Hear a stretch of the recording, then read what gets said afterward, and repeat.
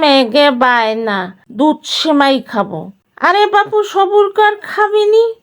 সময় দিবি তো। আসসালামু আলাইকুম ভিউয়ার্স। ছেলে মেয়েকে আবদার রাখতে চলে আসলাম দুধ সেমাই রান্তি। দুধ সেমাই টাইগারকে যে কি মজা লাগে, খুব মজা লাগে। দুধ সেমাই রান্তি কি আর লাগবে, একটু দুধ, চিনি, বাদাম, কিশমিশ। চলকে দিন তোকে রান্ধতে দেবানি। কাজু বাদাম কুচি, চীনা বাদাম, কিশমিশ, 4টা এলাচ, 3 টুকরো দারচিনি, দুধ, একটু গুঁড়ো দুধ নিছি স্বাদ বাড়ানোর জন্য, আর চিনি নিছি। একটু ঘিতে ভাইজে নিতেই হবে। তাই এত বড় সেমাই, লম্বা লম্বা সেমাই কড়াইতে দিলে তো না ফায়ে পড়বে না, তাই একটু ভাঙ্গে ছোট করে নিচ্ছি। আগে তো মানুষের সেমাইছেন তো, এই সেমাই বলে এই সেমাইরে যে কতজনে কত নামে চেনে। কেউ লম্বা সেমাই, কেউ পুরনো সেমাই, যাই হোক বাপু, এখন এই সেমাইটা আমি ভেজে নেব। চুলোর পরে একটা কড়াই দিলাম, তাতে দিয়ে দিলাম পরিমাণ মতো একটু ঘি। ঘিটা গরম হলি তারপরে সেমাই দিয়ে বাইজে নেবানি। ঘি দিয়ে বাজলে একটু স্বাদটা বাড়বে না, তাই একটু ঘি দিলাম। ঘি গরম হয়ে গেছে, ঘির মধ্যেই বাদাম কিশমিশ দিয়ে একটু বাইজে নেব। বাইজে নিলে একটু ভালো হবে না। ওই রান্না হচ্ছে যে যেরকম রান্না করে তার মত মতো, তা আমি এইভাবে রান্না করতে চাচ্ছি। বাইজে নিয়ে এখন এগুলোকে একটু উটোয় নেব। বাদাম কিশমিশ বাইজে উটোয় নেওয়ার পরে আর একটু ঘি দিয়ে দিলাম। গরম হলে তার মধ্যে ওই যে ছোট করে সেমাই ভেঙে রাখিলাম, ওই সেমাই দিয়ে দিলাম। সেমাইটা দিয়ে একটু বাইজে নেব, বেশি ভাজা যাবে না। খেয়াল রাখতে হবে যেন বেশি আবার ভাজা না হয়ে যায়। ভাজা প্রায় শেষের পথে হয়ে গেছে। বাইজে উঠোয় থুয়ে কয়েকটা কড়াই দিয়ে তার মধ্যে ওই দুধ দিয়ে দিচ্ছি। এখন এই দুধটা একটু হালকা গরম হলি তার মধ্যে এখন ওই গুঁড়ো দুধ মিশিয়ে দিচ্ছি।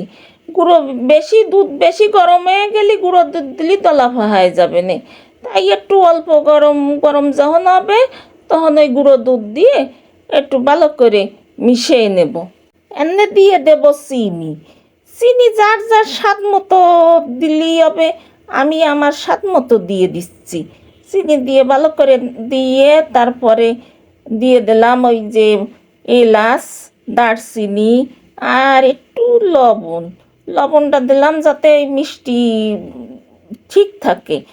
মিষ্টি জিনিসের ভিতরে একটু লবণ দিলি ভালো হয়। ওই আগে আমার নানি দাদিরা দিত, এখনো ভালো লাগে তাই দিই। দুধেই উতলাইছে, দুধটা কিছু সময় জাল করে নিছি।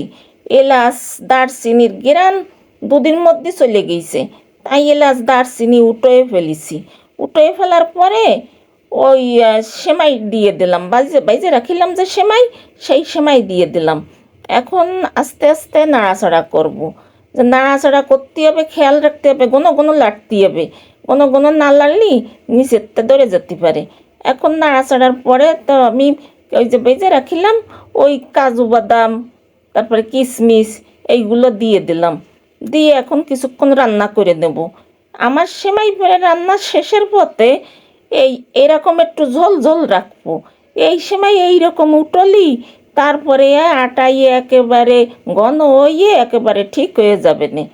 এখন হয়ে গেছে, দেখেন গাইস কিভাবে রান্না করেছি, কত পাতলা পাতলা। এখন আমি একটা পাত্রে বাইরে নিচ্ছি, বাইরে এইভাবে রাইখে দেবানি।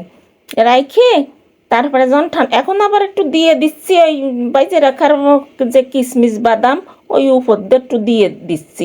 একটু দেখতে ভালো দেখাবে না, তাই একটু ওই ছেলে মেয়েকে মন একটু ভালো থাকবে না, দেখলি খাতিও একটু মজা পাবে না, তাই দিয়ে দিলাম। দেখেন কত সুন্দর হইছে দেখতি, কি মজা করে খাবে নে। নে বাপু তোরা খাতি চাইলি, নে ধর রাইন্দে দিলাম। তা একটু ঠান্ডা করে খালি বেশি মজা লাগবে না, তাই কইছি একটু ঠান্ডাও তারপরে খাস কেন। অত ব্যস্ত হইস না দি, খাওয়া কি চলে যাচ্ছে নাকি। এখন রান্না করে থুইছি, এখন তোকে মত মতো যত পরানে চাই তত খা তোরা।